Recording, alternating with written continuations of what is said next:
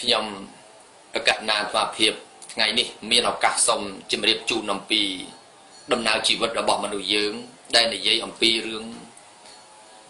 អះអាងទៅលើថាខ្លួនពូកែដោយសារមន្តអាគមគិតថាប៉ុន្តែការលើកនេះមិនតាក់ទងនឹងនយោបាយអ្វីទេតែបងប្អូនគ្រាន់តែអាចពិចារណាបានណាពិចារណាតាមផ្លូវលោកផ្លូវធម៌ដូចមានពាក្យសូរថាសូមអញ្ជើញអិសីមនីដែលជាគ្រូខ្ញុំជួយដាក់អាគមដាក់យន្តកសែងដាក់លេខអក្ខរាសីមាកំផែងអឋានកំហែងបាស្ទឹងសង្កែមន្តមហាទន្សាយសម្លាយដរីដំរីបាំងជប់បាំងវេបាំងទាំងដួងខែមន្តបំបាំងកាយគួចដើមស្រងែអញ្ជើញគ្រូស្នេហ៍លិនថោងសារិកាគ្រូសក់កណ្ដាញ់ទាំងតូចទាំងធំទាំងគ្រូសំណុំគ្រូគង់សង្វាគ្រូផ្សិតរមូលទាំងស្នូមេបាអរិយអ្នកតាដំឡើងរាសីពួកមរិញគង់វីលនិងព្រាយកុមារក្រមួនគោបាព្រាយក្បាល8ម្ចាស់ភូមិម្ចាស់ស្រុកដែលមានបារមីរួមកម្លាំងដៃនិងមនីអិសីបែបដានសាដោះបញ្ហាថ្លែងវិជាការសម្ដែងរិទ្ធីចុចម្រាមជើង1រញ្ជួយធរណីចុចម្រាមជើង2រន្ទះពេញមេចុចម្រាមជើង3បែងភាកបាំងខ្លួនចុចម្រាមជើង4អាកាសរហែកចុចម្រាមជើង5ធ្លាក់ភ្លៀងពីមេឃលើកដៃបាំងភ្នែកភ្លៀងរាំងថ្ងៃរះនេះគ្រាន់តែសូត្រទេច្រឡំថាខ្ញុំកណាត់មកពីឧបកាយអត់ទេតន្ទ្រាំជើងម្ខាងសត្រូវវក់វីតន្ទ្រាំជើង2យកជ័យជំនះមាត់សូត្របួងសួងដៃផ្លុំសំពះយកជ័យជំនះឈ្នះមាសត្រូវរឿងនេះណាសូមស្ដាប់ឲ្យតន់រឿងនេះគ្រាន់តែជាការគិតស្រមៃសពថ្ងៃពូកែអ្វីទៅបើគ្រាន់តែរូបអេតពេទ្យក៏អស់ផ្លូវរស់ចាំថ្ងៃទៅនៅទាំងអ៊ូអាប់ទោះបីតែមានថ្នាំរកឃើញមិនក៏ដោយប៉ុន្តែគាត់វាអស់ផ្លូវប៉ុន្តែទោះបីពូកែយ៉ាងណាក៏ដោយបងប្អូនស្ដាប់ឲ្យតន់ប៉ុន្តែទោះបីពូកែយ៉ាងណាក៏ដោយរឿងរ៉ាវចុងក្រោយគឺត្រូវតែស្លាប់កុំអាងមានរិទ្ធបំពេញលើច្បាប់អ្នកកើតតែស្លាប់ជាច្បាប់ធម្មជាតិណែពេលដែលយើងស្លាប់ទៅបុណ្យបាបនាំផ្លូវពំដែលនឹងឃ្លាតអ្នកសាងអំពើល្អបុណ្យតាមជាញាតិសាងបាបជួជាតិធ្លាក់ទៅអបាយមើលបកែអ្វីទៀតបើចុងក្រោយគង់តែស្លាប់ចឹងមិនមែនមានន័យថាយើងធ្វើ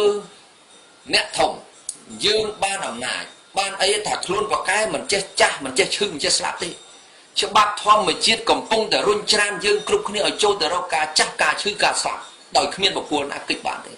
ហើយច្បាប់យើងសពថ្ងៃយើងអាចធ្វើវិសោធនកម្មបានដូចជាច្បាប់អីច្បាប់រដ្ឋធម្មនុញ្ញយ៉ាងឧទាហរណ៍យ៉ាងសាមញ្ញបំផុតឧទាហរណ៍ឥឡូវច្បាប់ពន្ធដារកាលណាបើយើងយកពន្ធដារពីដីស្រែពីចំការអីវាច្រើនពេកវាធ្វើឲ្យមានភាពអវិជ្ជមានរិះរោបងកើតអញ្ចឹងគេតវ៉ាតែកាលណាតវ៉ាសភាត្រូវធ្វើច្បាប់ហ្នឹងគេហៅថាធ្វើវិសោធនកម្មច្បាប់កែប្រែដើម្បីងាយស្រួលក្នុងការអនុវត្តអញ្ចឹងគេកែប្រែច្បាប់នឹងបានតែដល់ច្បាប់ធម្មជាតិនោះគ្មានពីណាទៅកែទៅលើកស្នើសភាថាសូមឲ្យអនុម័តច្បាប់កើតចាស់ឈឺស្លាប់ហ្នឹងកុំឲ្យកើតមកកុំឲ្យចាស់កុំឲ្យឈឺកុំឲ្យស្លាប់អត់មានទេតែហ្នឹងដែលហៅថាទោះបីបកែយ៉ាងណាក៏ដោយរឿងរ៉ាវចុងក្រោយគឺត្រូវតែស្លាប់កុំអាងមានរិទ្ធបំពេញលើច្បាប់អ្នកកើតតែស្លាប់ជាច្បាប់ធម្មជាតិនោះអញ្ចឹងគ្មានបុគ្គលណារស់នៅថិតថេរដូចខ្ញុំបកណាត់អាត្មាភាពនិយាយដដែលថា100ឆ្នាំស្មើនឹង 36500 ថ្ងៃតែបើគិតជាម៉ោងមួយថ្ងៃមិន24ម៉ោងទោះបីបងប្អូនមិនចេះគិតក៏ត្រូវគិតគុណនឹង24ដងស្មើនឹង876,000ម៉ោងហើយចុះបើមួយថ្ងៃឥឡូវនេះពេលវេលាស៊ីបន្តិចគ្រាន់តែខ្ញុំបកណាត់អាត្មាភាពនិយាយតាម Facebook នោះអស់ 4-5 នាទីបាត់ហើយអញ្ចឹងពេលវេលាគ្រាន់តែបងប្អូនកំពុងតែស្ដាប់នឹងក៏ស៊ីអាយុជីវិតយើងដែរតើយើងរស់នៅស្រវឹងនឹងជីវិតដល់ណាអញ្ចឹងបានជាពាក្យគេថាអ្នកមានរសាខ្សត់ដោយសម្ពត់ពត់ពីក្រៅអ្នកប្រាជ្ញរសាខ្លៅដោយសំពៅពឹងសម្បានបើយើងមានទ្រព្យសម្បត្តិមើលងាយអ្នកក្រក៏វាមិនកើតដែរយើងត្រូវរសាអ្នកខ្សត់ផងដោយសម្ពត់ពត់ពីក្រៅហើយអ្នកប្រាជ្ញអ្នកចេះដឹងណាដោយច្បាប់ក្រមមួយគាត់ថាកុំដៀលអ្នកស្រែត្រកូលឯងខ្មែរកំប្រែកន្លះកលេចឃើញគុណតន់ខ្លួនទៅផ្ទះកុំធ្វើអ្នកណាកុំខ្មាស់អ្នកក្រត្រកូលយើងពីដើមក៏យើងអ្នកស្រែដូចគ្នាដែរយើងបានធ្វើធំយើងបានចេះដឹងមាន វាជាខ្ពង់ខ្ពស់ដល់ម្ដងមិនមែនឌៀលអ្នកស្រែមើលងាយចាស់ទុំតែគាត់ល្ងងខ្លៅទេគេថាកុំឌៀលថាចាស់ល្ងឹតល្ងងខ្លៅគេលោកយើងពៀទៅលើអ្នកមានគុណម៉ែឪយើងដូច្នេះអ្នកដែលចេះដឹងខ្ពស់ទៅបានគេថាអ្នកប្រាជ្ញរិទ្ធបណ្ឌិត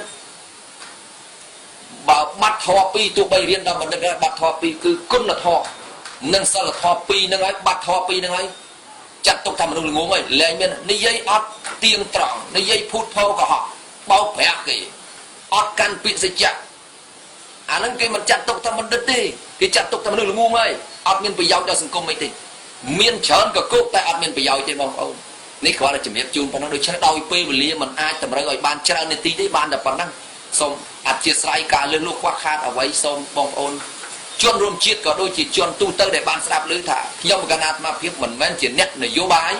ហើយក៏មិនមែនជាអ្នកអ្វីដែរគ្រាន់តែក្នុងនាមនិយាយប្រកបទៅដោយភាពសច្ចធម៌ដោយពាក្យគេថាមនុស្សយកសម្ដីដំរីក៏យកភ្លុកខ្មែរចងទុកជាពាក្យបដៅនាងនួនក្លំខាងក្នុងឬស័យក្លំនៅខាងក្រៅក្លំមនុស្សគេសម្ដៅត្រង់ការនិយាយពិតតែបើមនុស្សណានិយាយមិនពិតគ្មានក្លំទេយើងឃើញនាងនួនវាក្លំនៅខាងក្នុងឬស័យខាងក្នុងប្រហោងនេះខាងក្រៅវាក្លំរបស់ឫស្សីប៉ុន្តែក្លំរបស់មនុស្សគឺនៅលើសម្ដីគេថាសម្ដីជាឯកលេខជាតួអក្សរជាត្រីតែបើមនុស្សនិយាយអត់ពិតផងវាអត់ក្លំតែនៅអត់ក្លំគឺស្លាប់ណាស្លាប់អ្នកនិយាយគេអត់ជឿអាហ្នឹងគឺអីដោយសារនិយាយមិនពិតអញ្ចឹងបានតាម Facebook ហើយបងប្អូនផ្សាយព័ត៌មានពិតទៅអាហ្នឹងវាមានអត្តន័យតែបងប្អូនចេះតែប្រឌិតចេះតែកែច្នៃពីរូបនេះទៅរូបនោះអាហ្នឹងវាអត់ពិតថ្ងៃក្រោយវាសាបវាអត់មានន័យទេនេះគ្រាន់តែជំរាបជូនដោយខ្លីប៉ុណ្ណឹងសូមអភ័យទោសរាល់ពាក្យពេចន៍ទាំងឡាយទាំងពួងព្រោះនេះវាជាចរិតវាសនាដើមតែប៉ុណ្ណឹងសូមបញ្ជាក់ជូនដោយខ្លីសូមបងប្អូនមេត្តាជ្រាបឲ្យខ្ញុំបកណ្ដាលអាត្មាភាពអត់ជាអ្នកចេះលេងទេអា Facebook អីគេហ្នឹងគ្រាន់តែថាមានតិចតួចជាបោះជូនលេងទៅគ្រាន់តែថាស្ដាប់ឲ្យពិចារណាតាណាត្រូវយកទៅតាណាវាមិនត្រូវបោះចោលទៅចោះមិនចាត់ទុកថាជាទស្សនៈវិទូជាកវីបណ្ឌិតអីទេគ្រាន់តែជាអ្នកបង្ហាញថាគ្មានអីប្រកែទេលើលោកនេះនោះហើយដូចបាននិយាយថាអនាគតទៅយើងនឹងខ្លាយជាអីកុំអួតអាងថាអេអញនឹងវាអស់ចាអត់ទេអនាគតទៅខ្លះគេថាជាអាចារ្យដូនជីយោគីអ្នកប្រាជ្ញរិទ្ធបណ្ឌិតអីវាត្រូវហើយប៉ុន្តែយើងអនាគតនឹងនិយាយមួយម៉ាត់យ៉ាងខ្លីអនាគតគឺខ្លាយជាមនុស្សចាស់ហ្នឹងបើនិយាយឲ្យខ្លីប៉ុន្តែបើនិយាយឲ្យសាមញ្ញផុតមនុស្សយើងអនាគតគឺខ្លាយជាខ្មោចទាំងអស់គឺងាប់ទាំងអស់ហ្នឹងគ្មានរស់អីមួយទេអញ្ចឹង